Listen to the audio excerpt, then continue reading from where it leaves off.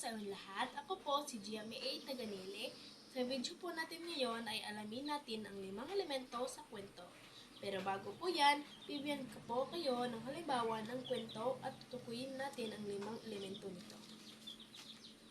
Ang daga at ang leon. Isang araw, nakita ng daga ang leon na natutulog. Naisipan ng daga na makipaglaro dito. Pumunta siya sa likod ng leon at masaya itong umakyat panaog sa buntot ng leon. Nagising ang leon dahil sa ingay nito, at ito'y ay sumigaw ng dumadagundong. Tumakbo ang daga at hinuli siya ng leon. Kawawang daga, hindi ka makawala, akmang kakainin niya siya ng leon. Amang hari ng kagubatan, maawa po kayo sa akin. Huwag niyo po akong kainin, maawa po kayo sa akin. Tatanawin ko itong utang na loob, saad ng daga. At pinagtawanan lang siya ng leon, at siya'y pinagbigyan at pinakawalan ng leon. Ang daga at ang pasasalamat ng daga sa leon. Hindi ko makakalimutan ang iyong kabaitan. Maswerte ka dahil busog ako ngayon. Katatapos ko lang kumain. Sa susunod, wag mo na akong gagambalain at tutuluyan na kitang kainin. Pagkalipas ng ilang araw, naglibot ang leon sa kagubatan.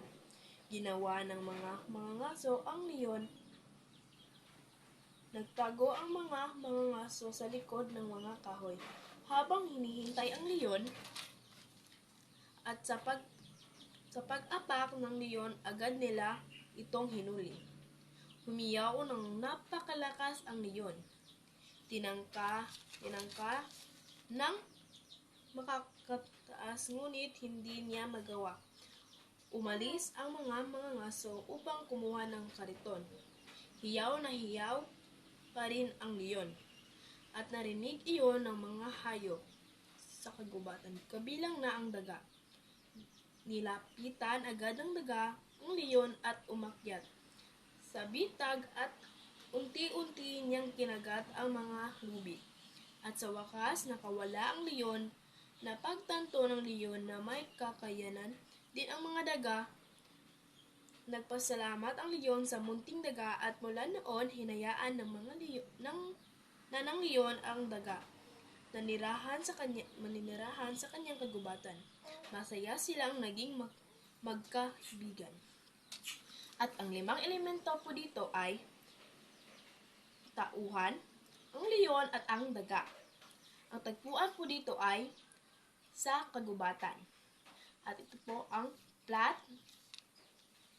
Isang araw, nakita ng daga ang leon na natutulog at gusto niyang makipaglaro dito.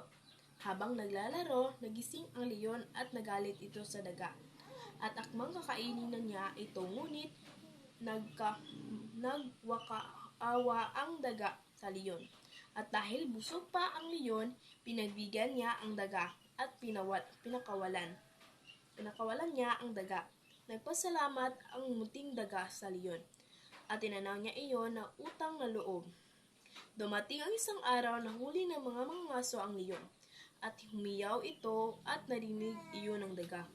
Agad na pinuntahan ng daga ang leon at tinulungan itong makatakas. Sa wakas, makakatakas ang leon at nagpasalamat sa munting daga, at mula noon naging mabuti silang magkaibigan at masayang nanirahan sa kagubatan.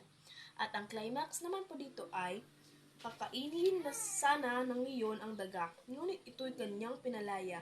At bilang pagtanaw ng utang na loob sa leon, tinulungan ng daga ang leon na makatakas nang mahuli ito ng mga ngaso. At ang wakas po sa kwento ay mula noon, naging mabuti silang magkaibigan at masayang nanirahan sa kagubatan.